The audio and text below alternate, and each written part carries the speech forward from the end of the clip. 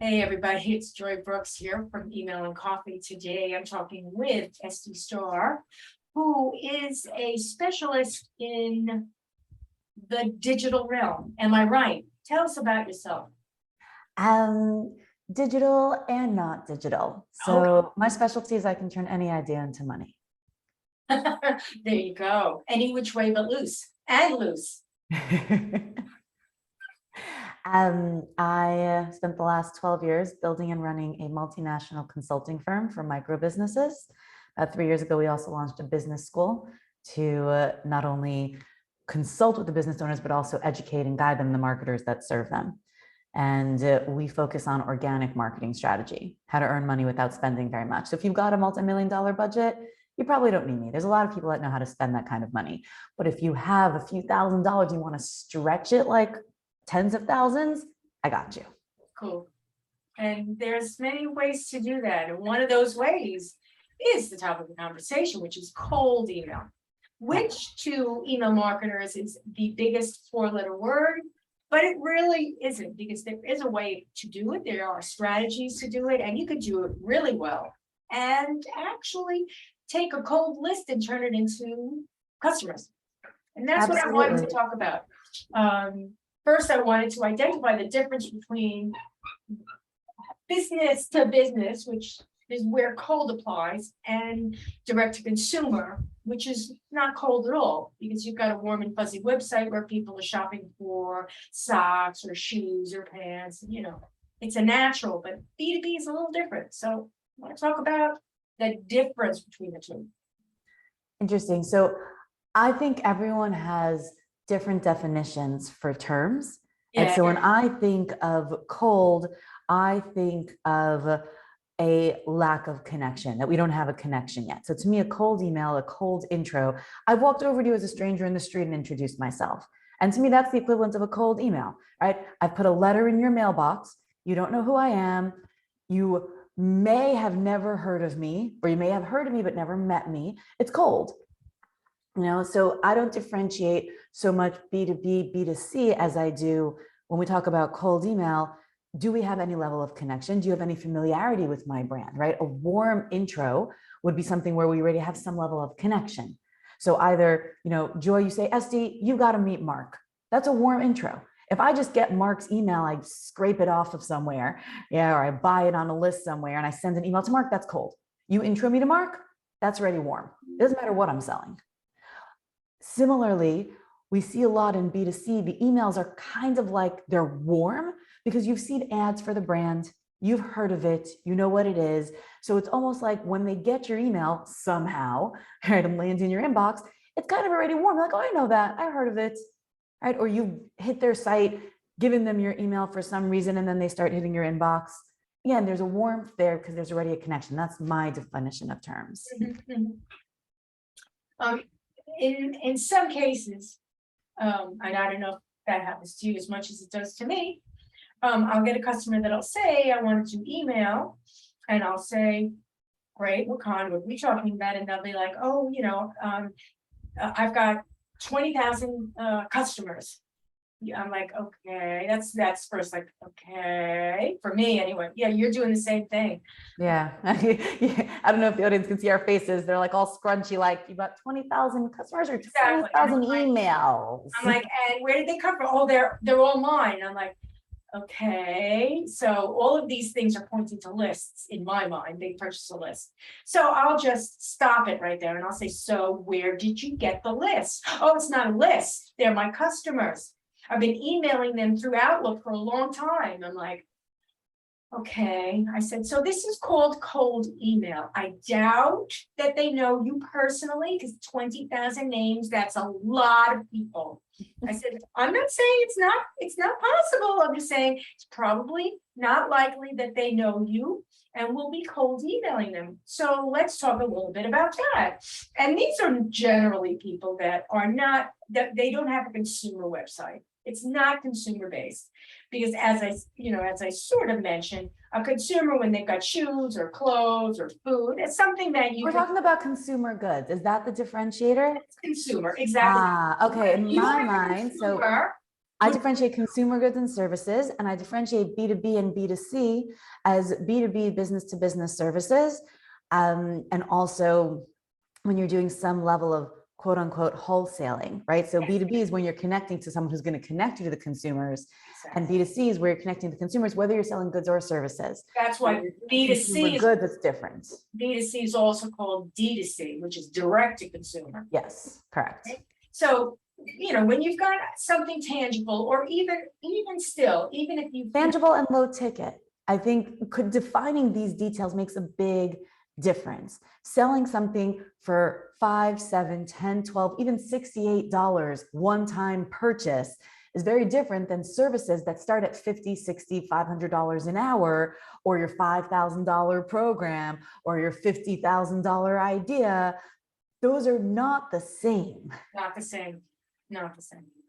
And saying that you've got a list, that you have been nurturing an outlook, and then wanting a program, and a real cold email program. I mean, it's very possible, it's very doable.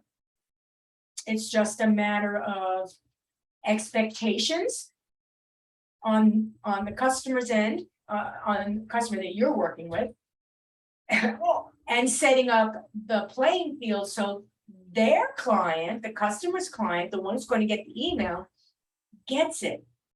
So you've got to set it all up appropriately. There's got to be a strategy, there's got to be a timeline. There really needs to be expectations set out so that your client who comes to you doesn't expect to make $1 million in a month. It could take 3 months to warm the list. It could take 3 months to warm up the list, I should say. And that in email terms is that customer that has a list of 20,000. Let's say for real, it really exists. You can't from the gate start emailing 20,000 people. You wouldn't want to do that. So that's the warm up. So you take a few, you get a strategy, you start emailing to them. So, I mean, how would you begin this relationship with the customer that calls you, says, I'd like to, let's say that they know they're going to do cold email. And they say, you know, I'd like to do some cold email with you. How do you work it? What's the So I'm a strategist. To me, cold email is a tactic. We don't choose tactics in my world until we're clear that it fits into our strategy appropriately. So before we would choose any tactic, and I've gotten this, you know, I'm doing this for over 12 years. You know, SD, I need a flyer. SD, I need social media. SD, I need Instagram. They're all tactics. Okay, you think you do. I'm not sure you're right. You heard it, your friend said, you got this brilliant idea, 2 a.m, cool, right? But if you knew what you were doing, you wouldn't need my help. No offense, I mean that in the meanest way. But let's just be clear. If you knew what you were doing, you wouldn't need my help. So let's take a few steps back. There are 5 key components to every successful marketing strategy. Let's see if email fits into yours. Number 1, branding. Branding not as your logo or your website or your name or any of that. Those are just reflections.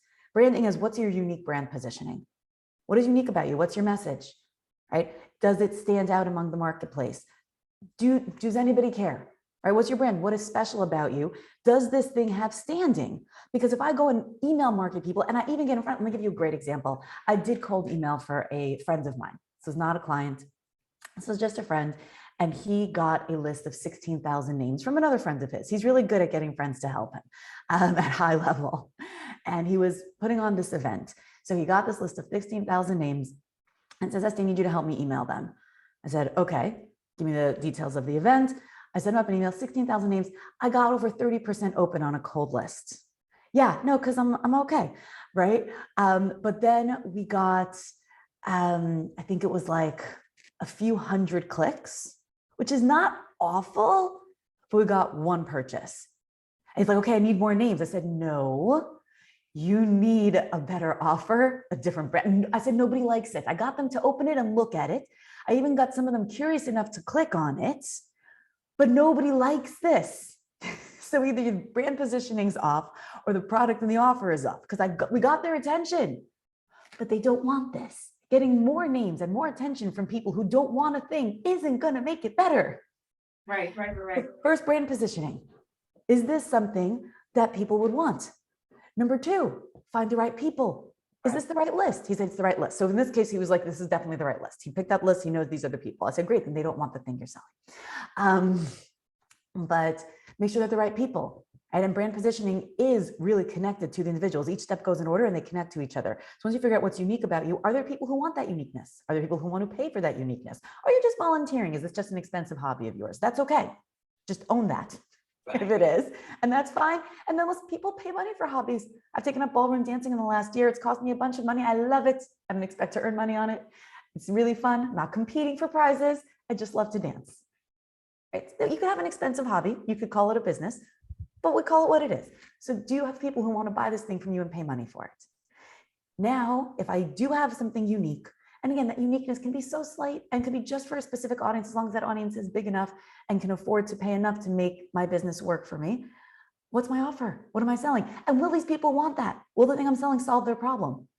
So you can, in marketing, and I've studied everything from cult conditioning and deep psychology, everything in marketing. I read psychology books for fun. They're marketing textbooks. You can make people want anything, but it costs more and takes longer. So if you are here without a massive multi-billion-dollar budget to create a need that doesn't already exist in the humans you're trying to sell to, then you're selling to an existing need, period, end of story. Got a lot more money, we can create a need. I'll show you how, no problem. Otherwise, find something people already need to solve, already want. And then just show them why they want it from you and why your thing is special. And so I need this thing. So something unique about me, the right people who want that uniqueness want to pay for it, then the thing they're going to pay for. Product or service. I don't care if it's pants. I don't care if it's a new pants concept that you're selling as an IP. I don't care. It's just got to be a thing that I can define. That's a thing. That thing can be a service, it could be touchable, it could be intangible. I don't care. But it's got to be a thing. Then I can go and get attention. So that's where email marketing goes. So before I say, let's go get attention, and is email marketing the right thing? I want to know, well, what's unique about this? Who are the people? What are we selling them? Do they want it? Have we tested that? Now, is email the right way to get their attention? Cool. Do we have the right emails? How are we going to get their attention? What's the thing we're selling? Is it high ticket, low ticket? Are these strangers? Do you have any brand recognition? Everyone wants to hire the guy who used to work for Coca-Cola. I don't agree. No offense to the guy who used to work for Coca-Cola, but you don't have Coca-Cola's brand recognition. You don't have Coca-Cola's budget. And you don't need to sell 3 million cans of soda an hour to stay in business. So the guy who used to work for Coca-Cola may not have the right advice for you who's trying to get 5 clients in the next month. It's not the same. It's just not the same. And then the 5th thing is, do you have an appropriate sales process that closes? Because email's just opening the door. It's an introduction.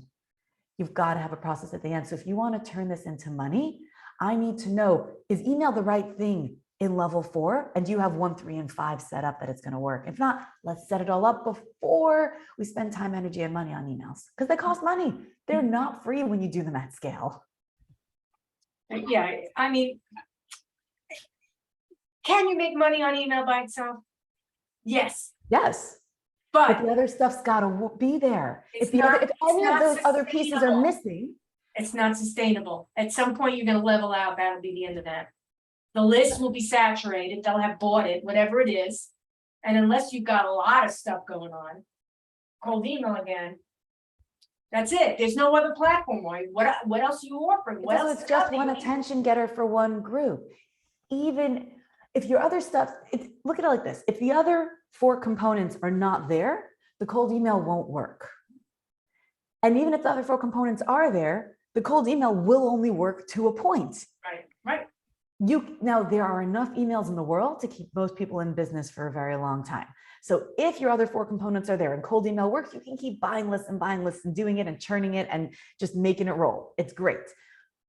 But otherwise, yeah, you will max out on this one list. Basically speaking, like, let's say this. I'm in business. I sell plastics, right? So a specific kind, but we don't even need to go into it. Great. I want to do cold emails. So I send out emails telling them I've got plastic. I've been in business. There are no links in the email. It's very, very general. It's just to get an idea. Are they interested? Maybe there's a phone number, maybe there's a website, maybe something in it just to get an idea of if they're interested. Then another email goes out. So I'm setting it up with a strategy that each each email is gonna get more and more specific, but the first one is now like a whole biography of the company and who does what, and so the first email goes out and they didn't hate it, it didn't suck. Okay, great. The second email goes out, maybe I get a few clicks. The point is, at some point in time, a warm body needs to pick up that phone, make the phone call, because this person has clicked and opened enough times for you to make the warm introduction. If you don't have that set up at some point, if your expectations are that you're just going to email them to death, no, it's not going to happen. You're not going to sell plastic that way. No one's going to buy plastic. What are they buying? Plastic? But how much plastic? They need to talk to somebody. Even if it's a plastic map that goes underneath. That to me is the sales process. So I differentiate between getting someone's attention and then making the sale.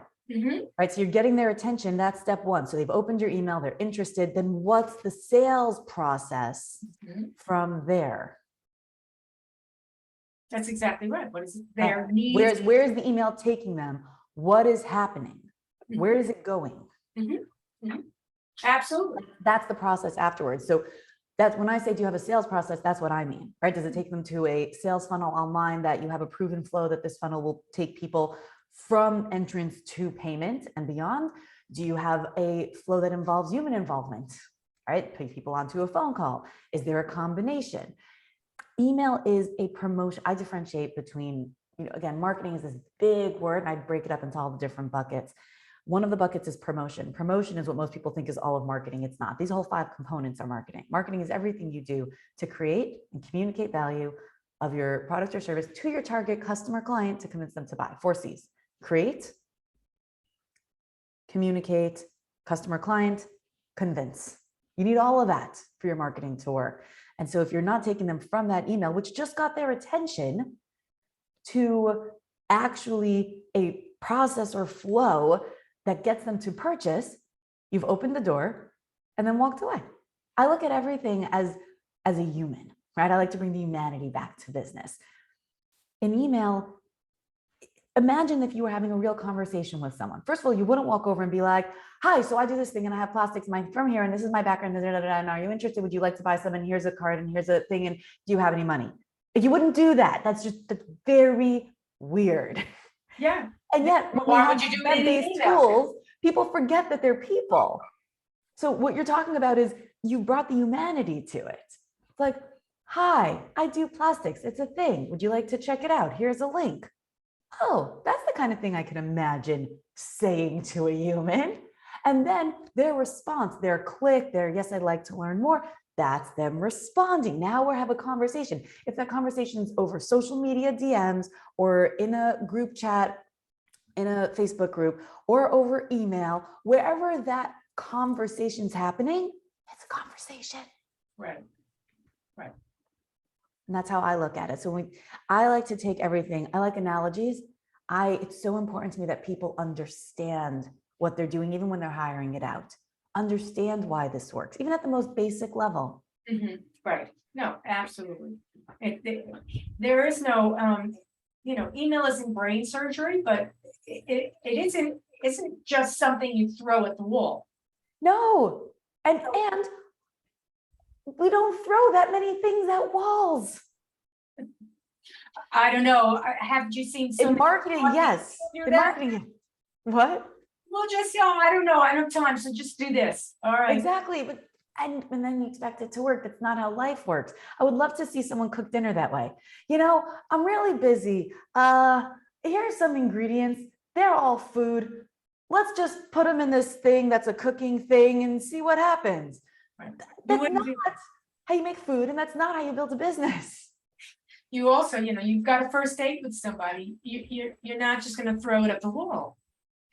You're invested in this person for the moment, for the evening, for the meal. You're invested in yourself and your reputation and how you show up in that evening, because all people know other people.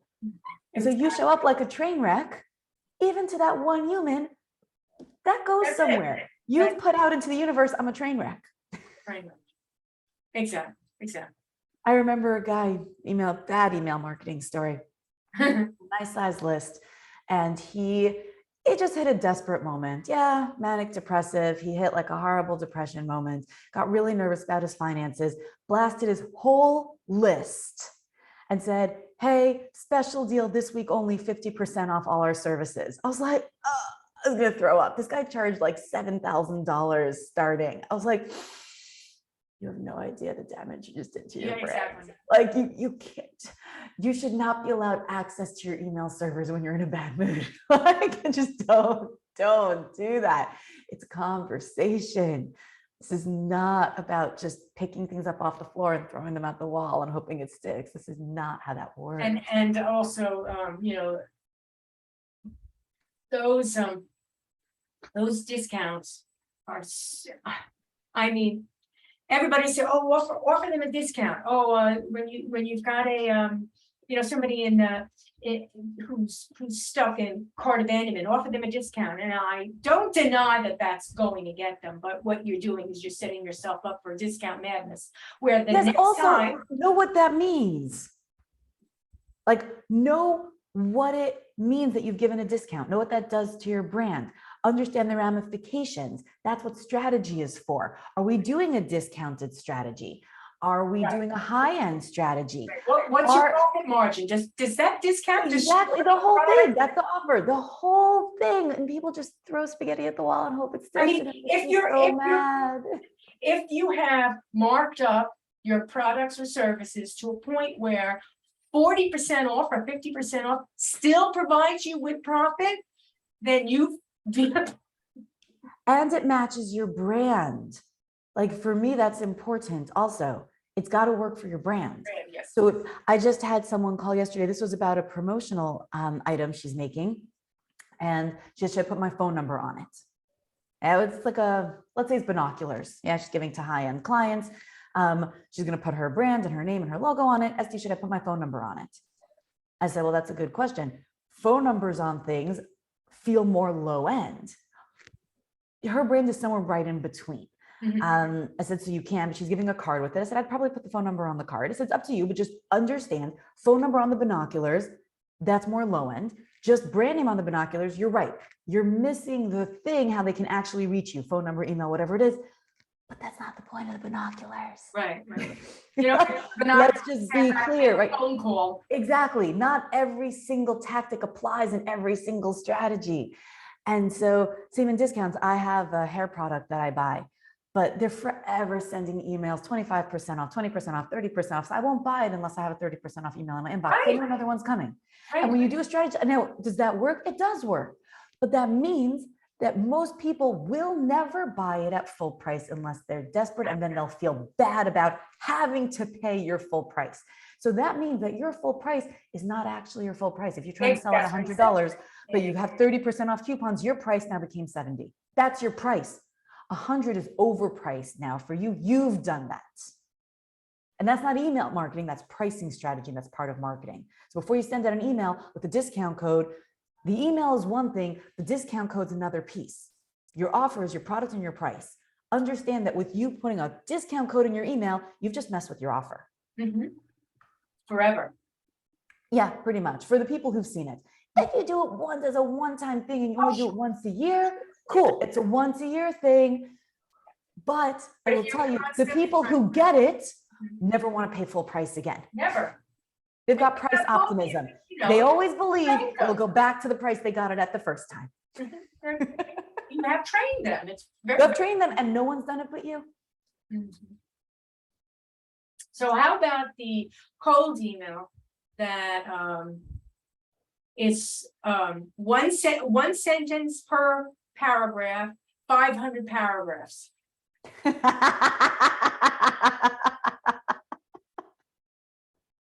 And that is the trend. Yeah, so that was the trend on social media for a little bit, and then people like pasted it into email. Oh, bro something, bro. What was it called? Do you know what I'm talking about? So it's not bro marketing. That's a whole other category. Okay. Thank you. But there was a trend because the algorithms on LinkedIn were picking those up really well. They started on Facebook, then algorithms on LinkedIn, but we're going back 3 years. It's like, you know, when I have some people who will send me TikToks from Instagram, and I'm like, my love, I saw that a month and a half ago. I don't even know the people who send them from Facebook 6 months later. It's like you're sending out email trends that worked 3 years ago. So it'll work for some people, right? You talk about Malcolm Gladwell's bell curve of trends. So you're talking about, like the stragglers. It's easier to read than 500 paragraphs of paragraphs. Is it effective? For some people. And this is why, to me, the beginning is the brand and the audience and the offer, because I teach LinkedIn. I teach a certain type of strategy, leveraging LinkedIn organically to get clients and customers. And part of that strategy is a sales strategy that you use in the DMs that starts a very short message, goes to a medium message, gets people onto a call. It's one strategy. It's not the only one. It's one, and it works for a lot of people a lot of the time. And I once got a DM from a guy that was very long. It irritated me because I'm like, this is the opposite of what I teach. I messaged him back and said, hey, I'm curious. I teach the opposite of this. Do you find that these long messages work for you? He said, actually, I do. I find that they work very well with an older audience. Demographics. Demographics. That's why before you do your tactic, before you design and send your emails or even design your email strategy, who's your audience? Who's your audience? Who's your audience? How old are they? What kind of time do they have? I don't have time to read a long email. Send me anything more than 3 lines. My assistant's reading it, and she's sending me a screenshot in my WhatsApp that says, Esty, is this spam? But 3 sentences, 1.5 paragraphs. If your content is interesting to me, or I've seen your name, or I know you've been introduced by something, I'll look at it.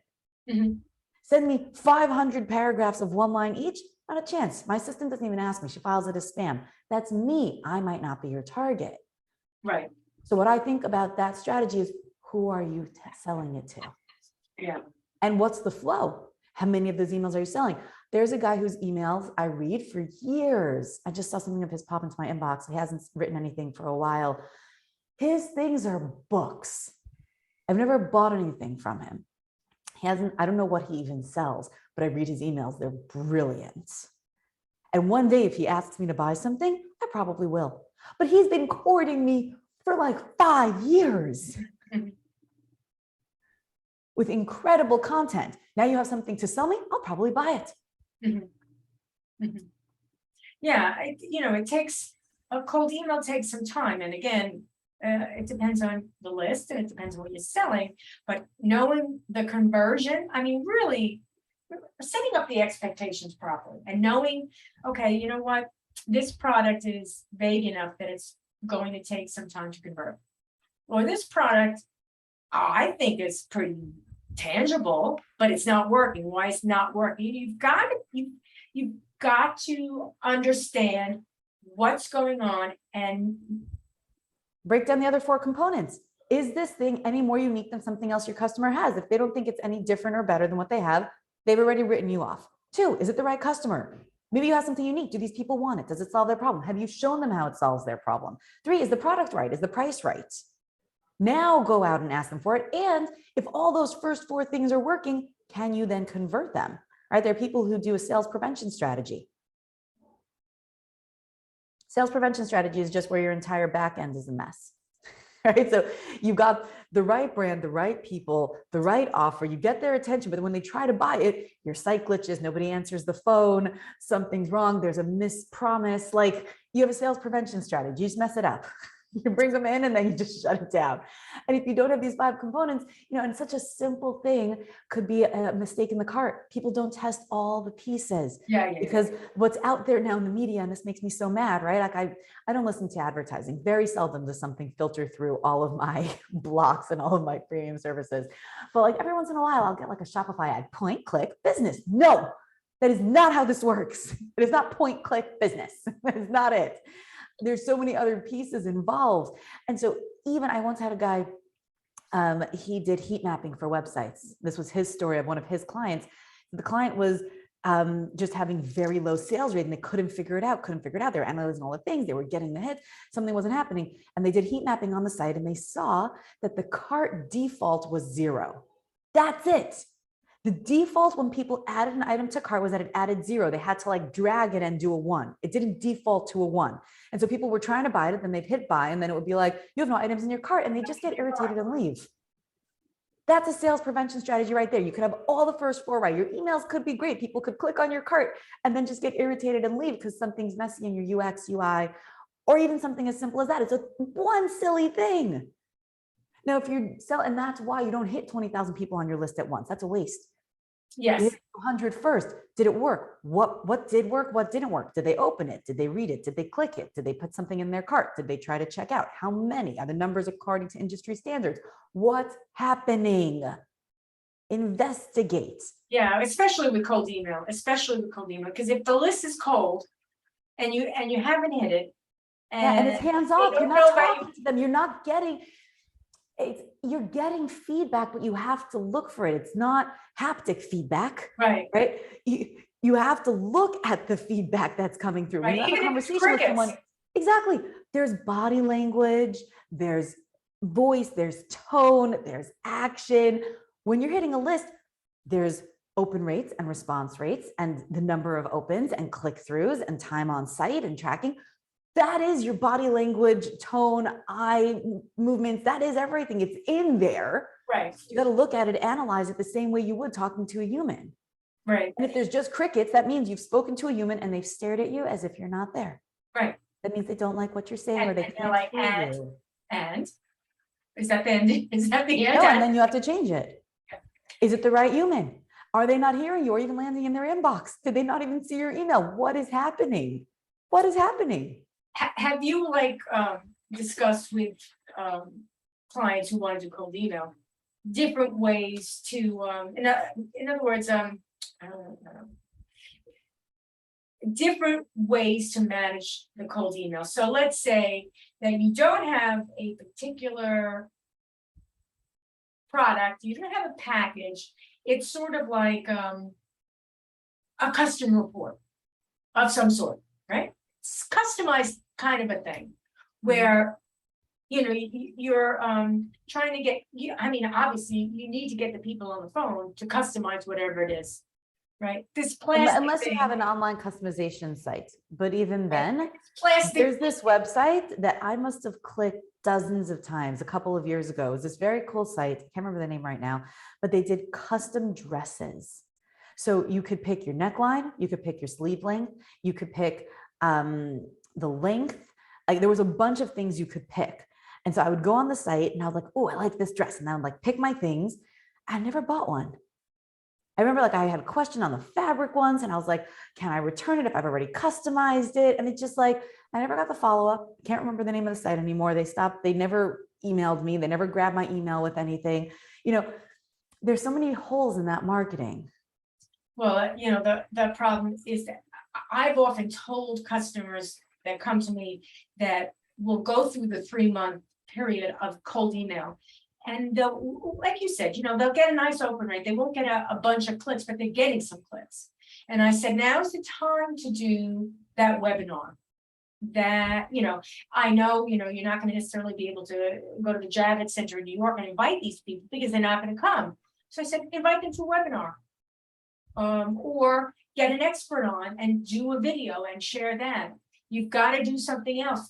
What's the next thing in the cold email process? What's the full strategy? You're just going to keep sending them emails, asking them and telling them and asking them and telling them? What's the, what is the ask along the line other than go to the website? Right. That's what's the sales process. How email gets their attention. How are you getting them from attention to sale? That's sales. And one of the analogies I like to think of is like, imagine two people on the ends of a rope, right? Playing tug of war. Now you can play tug of war with your customers and some people do. No, I want you to buy it like this, but I want to pay this, but I would like you to pay that, but I want it to be designed like this, but I only design it like this. You could do that. To me, that's old business. Don't play like that, right? If you're at two ends of this rope, you want to be coming closer to your customer and you want to incentivize your customer to be coming closer to you. So you're using the rope to pull yourselves closer. And the cost of your item, that's how long the rope is. And the level of familiarity your customer has with you, that's the starting point. So the more expensive this thing is, the longer the rope, the farther the distance you and the customer have to bridge. The more familiar they are with you, the closer you already are. So email is one of the tools you can use to bring you closer to the customer. It's a connecting point. But what else are you doing to bring them closer? What are you doing? Because that handshake, that's the deal. To get them close enough to make the handshake is the deal to me. So that's kind of how I like visuals. Yeah, picture it like that. So what are you doing with your email that's you coming closer. What's bringing your customer closer to you, right?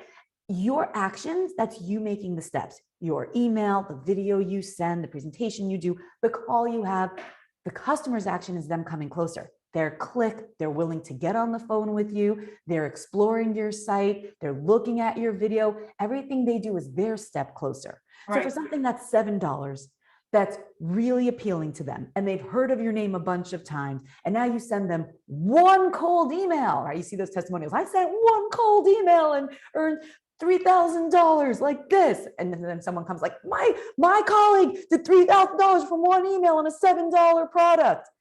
Yeah, okay, because hit the pain point, already familiar, short rope, people already standing close, easy sell, done.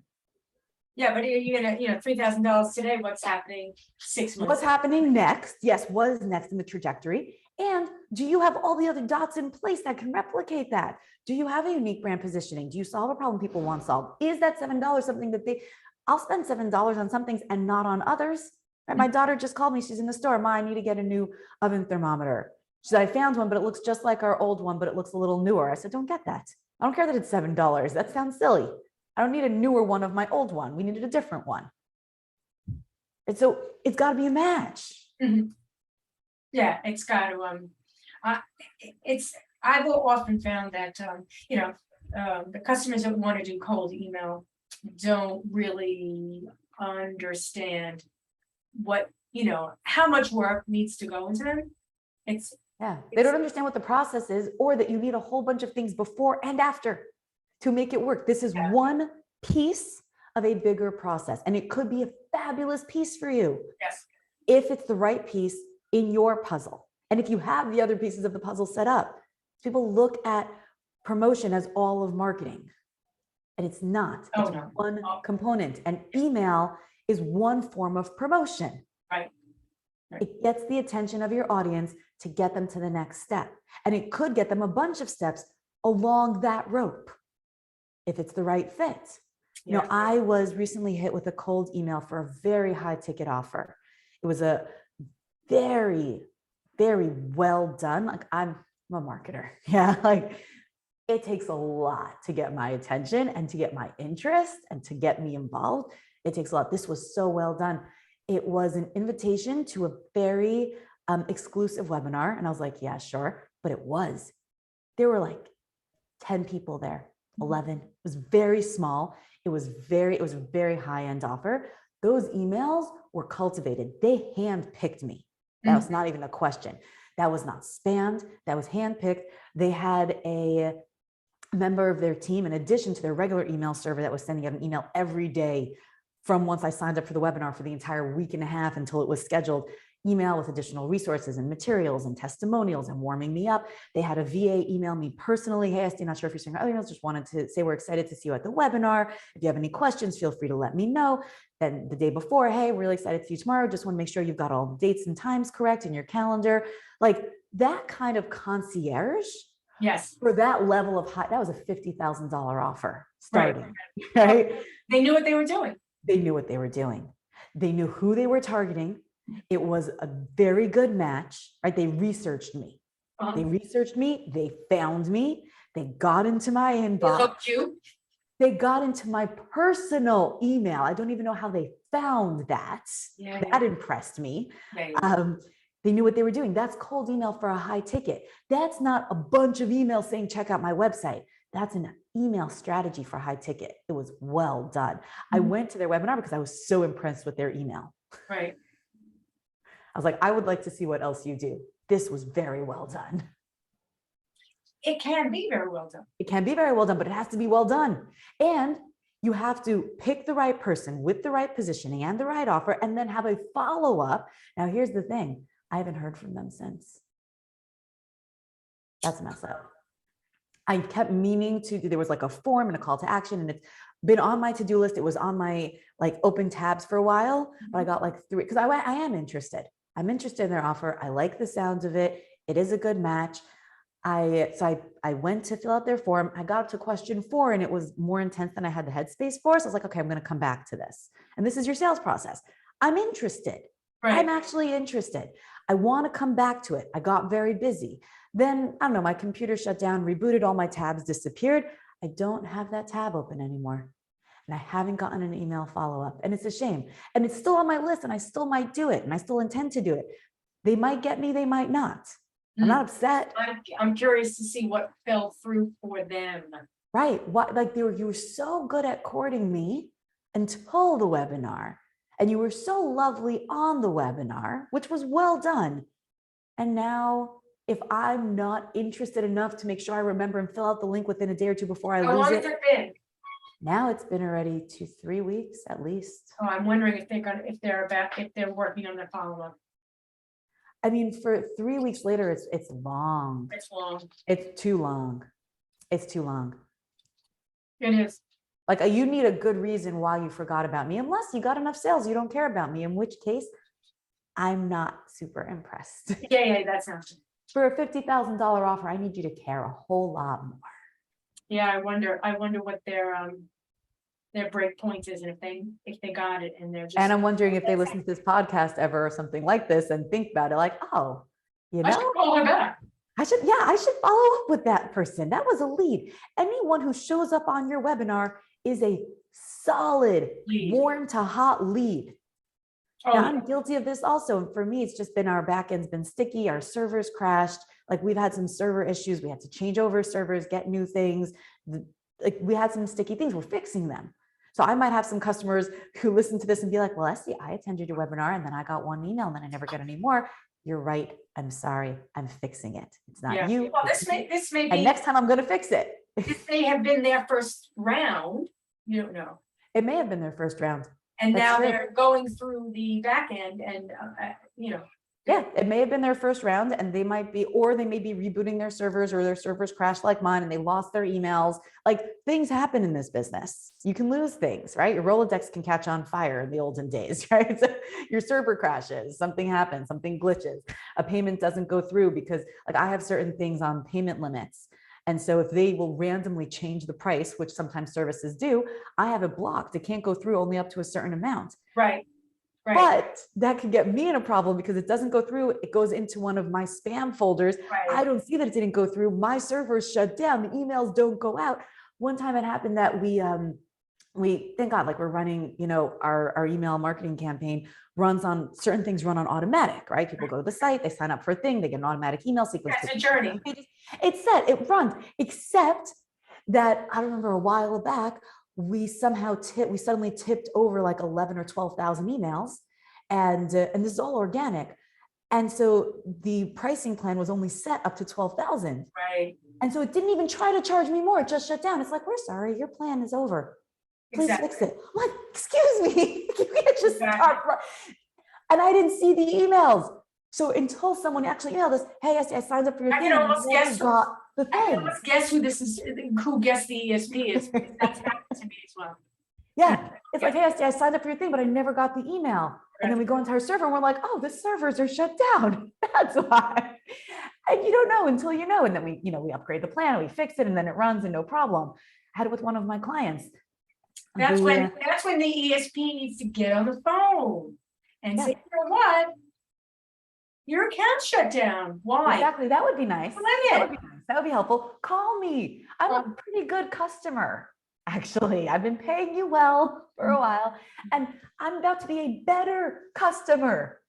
Don't shut me down. I had this once. I became a brand terrorist for one of the brands. I don't know if I still hate them as much. It's 3 years ago, but I signed up for a service and they randomly changed the price. It was let's say it was a support service for one of our online programs in our business school. So it was a support service for the business school. And let's say I was on a $30 a month plan. And I was we're in the middle of session. Okay, school's in session. We're in the middle of everything. And they just decided, they notified me in some, email that went into spam that they were raising their prices and starting to charge 35 or 40, I don't remember. But I have them set on a limited thing that they can't charge more than 30 a month. I have it set. You can charge like $29.97, whatever. You can't charge more than 30 a month, or it's not going to go through. I don't want you to just randomly decide to charge me whatever you feel like. No, thank you. So they try to charge their 35, 40, and it doesn't go through. And they immediately shut me down. Wait, it gets better. As they shut me down, their account manager sales rep is emailing me, do I want to upgrade the service? I was interested at some point a few months ago, do I want to upgrade the service? So there's emails going to spam that say, hey, we've shut you down. My students in my programs in my school are saying, hey, we can't get into the thing. And their account rep is like, hey, do you want to upgrade your plan? I'm like, no, I'm going to get a different service. And I'm going to tell the whole world that you're poo. Thanks. That's called siloed departments that don't speak to each other. Go into your system. Can you not see in your system that you guys just shut down my account mid-program, that I'm sending you emails to your other rep complaining that I need you to reinstate me? And you want me to upgrade you? And you want me to upgrade? Are you kidding me? So I could put more people in jeopardy. That's right. I love putting my customers in limbo. That's right. I love getting my clients to become brand terrorists of me while you're making me a brand terrorist for you. I love my clients getting annoyed at me that they can't get access to my stuff because you've decided I can't get access to your stuff. Yeah, I definitely want an upgrade. For sure. Let's do it at a higher level. But you know, this does reflect back to what cold email is. Yeah. That, you know, if you don't have all your ducks in a row, yeah, that, you know, if you're investigating a product and you're using cold email to do that, if you've got a product, but you're investigating a list and you're doing it, if you've got a solid product, you've got a solid brand, but you're, you know, it's your partner's cousin's aunt's uncle's list. And you just, you know, you're discovering people. It's just somebody's list. I don't know, and but it's definitely my list, my people. And you're discovering more people to introduce the brand to. All of these things, and they're all different. They're all different. You got to be able to figure it out. That's what professionals are for. That's right. You've got to have some. You've got to have some brains on your brains and skill in your pocketbook. But you really got to set it up so that you're watching your stats, you're understanding what could be going on. Like you said, it could be that your website's not working, it could be that you've got gated content and the form never submits and nobody's getting the content. It could be any of these things. So you've all of the pieces that are in place, you've got to constantly check. Yeah, you got to be on top of it. The internet is a intangible real place. Like, yeah, exactly. So your online store is a real store. Check if the cash register is broken. Check it doesn't run by itself. The front door. Is the door locked? Are the products on the shelves messy? Did someone spill milk on the floor? Like, the internet is the same. It's just there's bugs in the software. Something broke in the cart. The form won't submit. The email. Your bill, because your bill's been upgraded and it's going into spam. Yeah. You got to pay attention. This is all real stuff. And there are a lot of moving parts, and it's not to say it's too overwhelming and you can't do it. It's saying, figure it out. Take something, you know, anything you're going to learn, you need to learn, or you need to hire someone to help you or to do it for you. So cooking is such an easy example. It just keeps coming to mind. I did not know how to cook. Even as a teenager, I burnt water. It was a funny story. It's hard to do. But I did manage to burn water. If you're interested, I can tell you how. Let it boil out until the pot burns up and you're like, what's small? Oh my God. A little bit, but it was actually even better. So I put water in a tea kettle and I didn't know how to boil water. So I started it on low because I didn't want to like ruin anything. And then it was taking too long. So I put it to medium and it was still taking too long. So I put it to high and it never whistled. And I think just because of this very slow boil that I did it at, it never whistled. So because it never hit that thing and it just burnt out and burnt the pot. Yeah. So that's how I burnt water. I was waiting for it to whistle. My mom's like, you saw the steam coming out. I'm like, yeah, but how do I know if it's boiling? So that was my level of cooking knowledge as a teenager.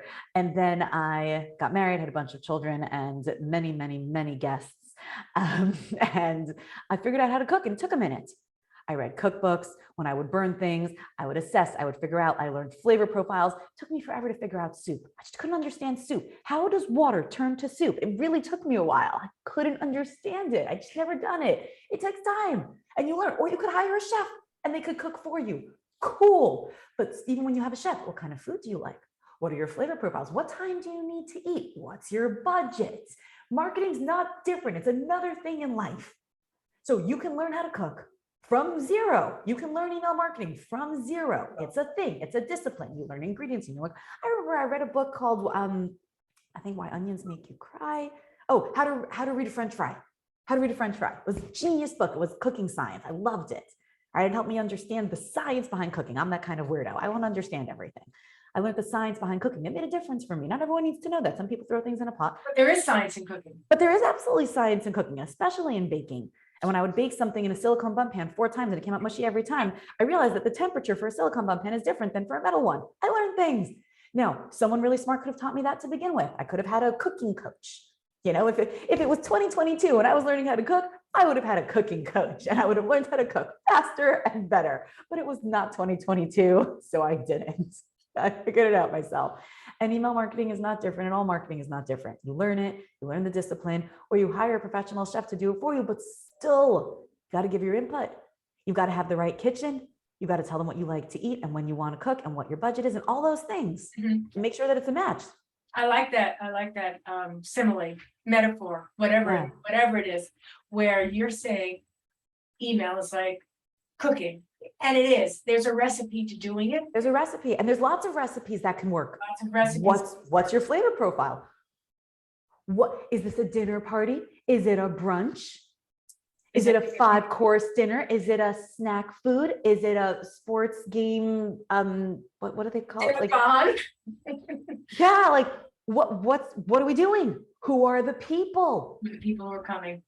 What's happening here? Exactly. I'm gonna build my strategy or my menu based on the people and the event and the reputation I want to have, my skill set.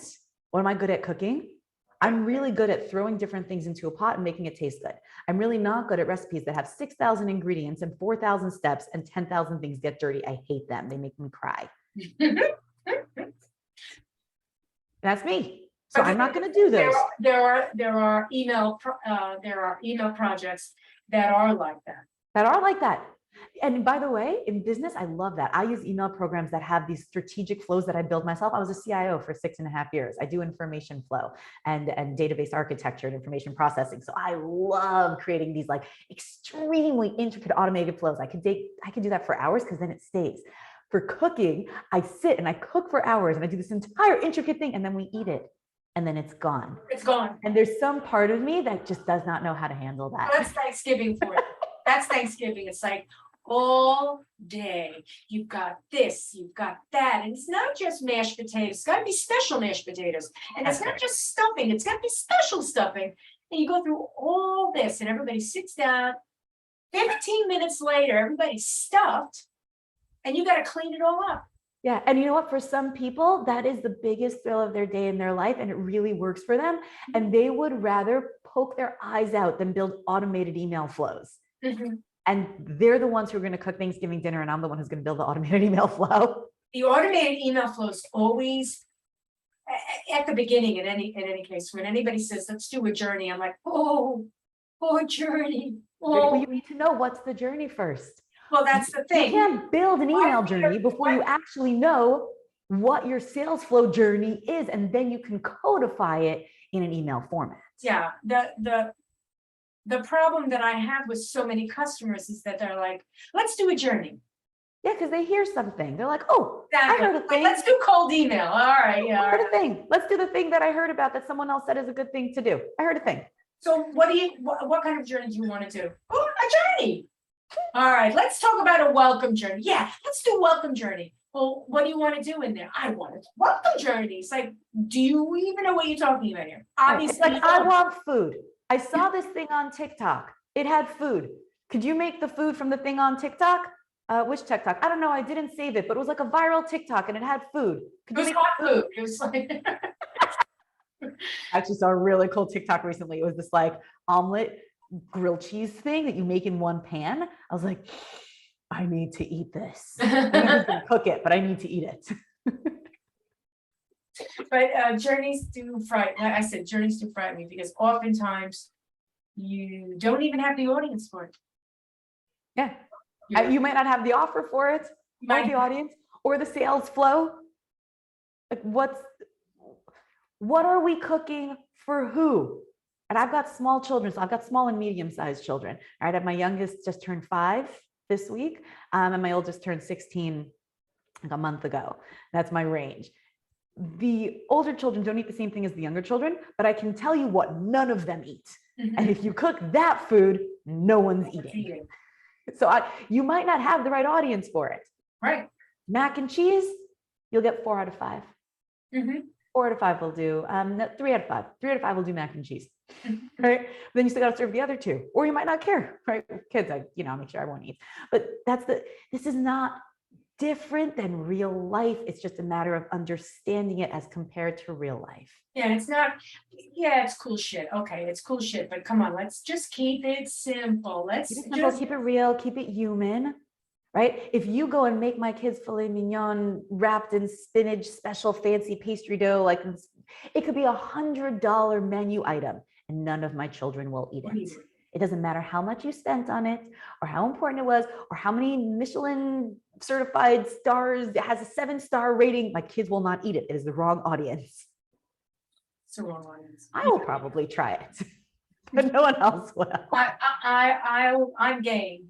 I'm game. If it's underwear, I'll buy it. At least once. At least once. Yeah, and everyone will buy something. Someone said, is there a market for this? I said, I always go back to the Lorax, right? It's like, no one's going to buy that need. Like someone always buys everything, but how many someones will buy your thing?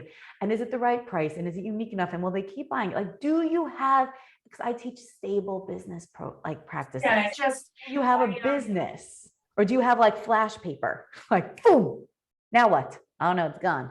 Burnt my eyebrows. Oops. I still have a business concept. And everyone tells me that there's no buyer out there and that it costs too much and it can't be done. It has to be done overseas. And they keep on coming back with all the things that are no. And in the process of everybody telling me no, I see that other people have created it already. So I'm like, okay, so. Yeah, I was gonna say, when I say I could turn anything into money, every business concept can turn into money. I just is how you do it. Right people. Now it's still possible I can take this idea and go with it. I've just decided, you know what? Well, you never know. So you do the same steps, right? What's unique about your offer in the marketplace now, right? So there's one type of positioning when you're first to market. There's a different kind of positioning when you're mid-market, late to market. What's your position? Which little piece of the market are you going to take, right? Because now someone else has done all the heavy lifting of creating the marketplace for you. I say, if you're going to open a shoe store, do you open it on Shoe Row in the village? I still think or do you open it out of nowhere? I still think I have a market. I just need somebody to buy it.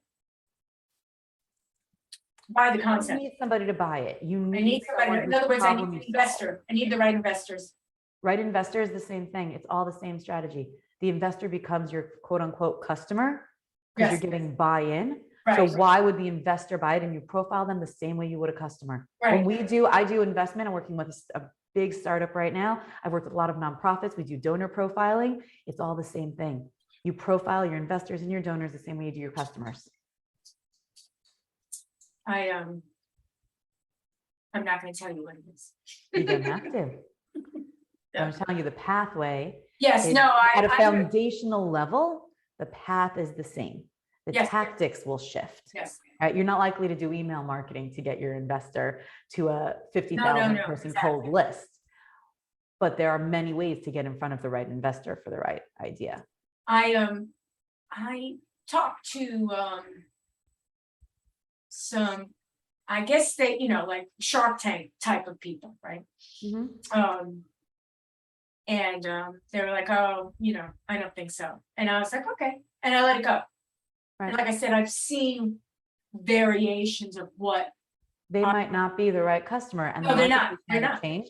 And you might be able to now reposition or represent yourself. Absolutely. The market has changed and the investor needs to change. So you change your target, you change your brand position, your offer may not even change, figure out a different way to get in front of them and know how to close investor deals and you're done. Yeah. I know I made it sound very simple, but at a foundational level, it is. I wish I could patent the idea and let somebody else go with it. You can. I don't know if I probably can. Why not? You absolutely can. I don't know if it's patentable. You can do that research. There are patent lawyers. You can find out. I should find out. You can find out. There's always a way. This is part of why they call me the unsticker. Okay? There's always a way. About it. Yeah, there's always a way. Always. it's not that big, it's not a big ticket item. Great. We'll talk about it someday. Yeah. And you can do it. And you can talk about it after you've done it. But there are lawyers who specialize in patents and trademark law. I probably won't, it's not that I'm not gonna get around to doing it. It's just that I need to, for whatever reason, maybe it's a fallacy. In other words, it's wrong, but I think I need somebody else to agree with me. Like this, you could definitely do this, man, go for it. No one said that to me. No one said that to me. Well, I don't know what your idea is, so I don't know if I say it to you or not, but I could. I'm not sure. All right. And like I said, at this point, it's like somebody else take it and go with it, that's fine. It's almost there. I've seen it almost there. Yeah. And listen, if someone like me, I'm not the only person like me, although I'm fairly unique in the marketplace. Someone like me looks at it, I tell you not just yes, great idea or no, terrible idea. I say, here's why it would work. Here's why it wouldn't. Here's how it could work. Here's how it couldn't. That's my game. And this is what makes me unique in the marketing and business marketplace, because I show you how things work, how they do work, how they don't work, why they will work, why they won't work. I'm not here to be your guru. I'm here to show you, educate you so that you almost become your own guru. You're like, oh, I get why it would work and why it wouldn't. I get what has to happen and what doesn't. It's not just me saying, yes, go for it. And then you're still unsure. I've had people say go for it, but no, but that's not enough. You have to believe it. And there's they need to know the niche. And the thing is, the people that I've talked to either are here, but they don't know the niche. So they know the products that will make the pieces that will make the product, but they don't know the niche, or they're in the niche and they don't get the product. Or you get someone who's a strategist who understands strategy regardless of niche and product. Right. Okay. Back to email marketing and almost at closing, do you have any do's and don'ts that you'd like to share before we ride off into the sunset? Yes.